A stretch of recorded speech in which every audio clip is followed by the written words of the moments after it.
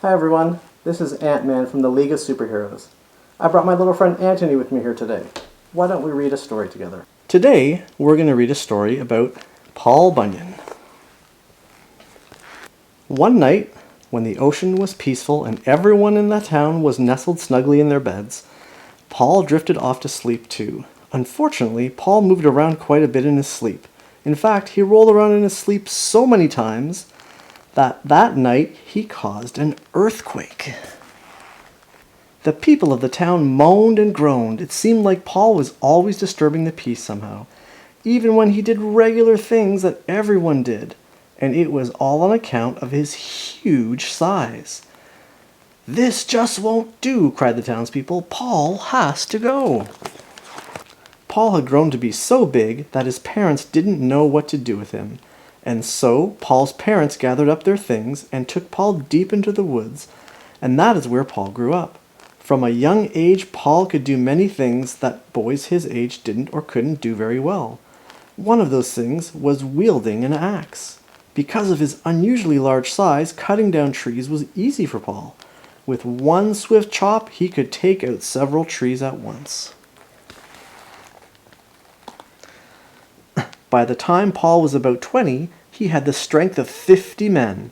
He grew restless and decided that it was time to move west and seek new adventure. He said goodbye to his parents, and with his axe over his shoulder, he set off on his own. As Paul continued west, he encountered the most terrible snowstorm anyone had witnessed in ages. A dreadful chill crept across the land, and Paul found it harder and harder to carry on. Paul trudged along through the swirling snow, so thick he could hardly see. He found shelter in a spot of the woods where the trees were thick and built a fire. As he warmed himself by the fire, he heard a strange cry, "Ma! Ma!" What could that be, wondered Paul. He followed the sound making his way through the snowdrifts until he came upon a large animal frozen in the snow. It was certainly no ordinary animal. It was giant, blue baby ox. Paul bent down and picked up the ox. He carried him back to the fire to warm up. Paul and the blue ox became fast friends. Paul named him Babe. The two were inseparable. Babe continued to grow, and before long, the horns on his head reached the top of the tallest trees. One day, Paul cut down trees with his trusty axe for the people in a nearby town. They needed the lumber to build all sorts of things like new houses, buildings, and barns for the growing population. Babe helped them with the work by rolling the logs to the river so they could float down to the sawmill. This gave Paul an idea. He and Babe could be traveling lumberjacks. That way they could see the country and help out people along the way. And they were already a great team. When they arrived at the first logging camp, the lumberjacks were certainly surprised. They had never seen such a giant man and ox before. At first, people were afraid because Paul and Babe were so large. But as they moved from forest to forest and from town to town, the gentle giants became the most famous lumberjack team in the land. Everywhere they went, they performed good deeds and helped people along the way. One time, Paul caught hundreds of fish with his bare hands and delivered them all to the cook at a local lumber camp.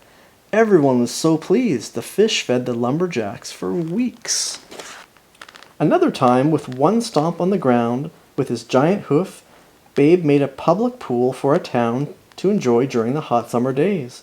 Paul and Babe's good deeds were endless. As they neared the end of their traveling days, Babe grew tired and thirsty, so Paul dug out the Great Lakes to provide him with drinking water. Then Paul turned to Babe and said, "It's time to settle down, Babe. Where shall we make our home?" That's when they settled on the edge of the Big Onion River in Minnesota and started their very own logging company. Paul spread the word that they were looking for lumberjacks to work at the logging camp. Thousands of men traveled from far and wide for the chance to work with Paul and Babe. Paul hired hundreds of lumberjacks, but the men he liked to work with the best were the biggest and strongest of the bunch. They came to be known as the 7 Axemen, and each was named Elmer, so that when Paul called their name, they would all come running at once. Lucy the purple cow produced all of the camp's dairy products. The camp's cook, Sourdough Sam, used her milk, among other ingredients, to make his logging camp specialty, pancakes. The lumberjacks were very hungry men who could eat dozens of pancakes in just one sitting. They had such large appetites and ate so much that something had to be done. Paul turned to Ole Ulfason, the master blacksmith, who had specially crafted Babe's giant shoes. Ole made a giant iron griddle so that Sam could cook a whole bunch of pancakes at once to fill all the hungry lumberjacks' bellies. Paul and Babe's logging company lasted for many, many years. It became the biggest logging camp in the land, but it was not without a few snags along the way. Mosquitoes were a problem at the camp. The lumberjacks were getting bitten all over. Paul had to do something. Paul thought that a good solution would be to bring in big bees to chase the mosquitoes away.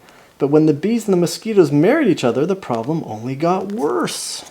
One day, the bees and mosquitoes noticed a sugar boat that was bringing sugar to the camp. They swarmed the boat and became so full from all the sugar they ate that they couldn't fly anymore and drowned in the river. Paul managed to save 2 mosquitoes who began to help the lumberjacks by drilling holes in the maple trees so the lumberjacks could have maple syrup on their pancakes. Now the lumber company is gone, but what about Paul and Babe? Their legend lives on. If you listen very carefully the next time you're in the woods, you just may hear Paul's far-off call. Timber! The end. Thanks for reading along with me. I hope you enjoyed Paul Bunyan. This is Antman and Anthony signing off. Until next time.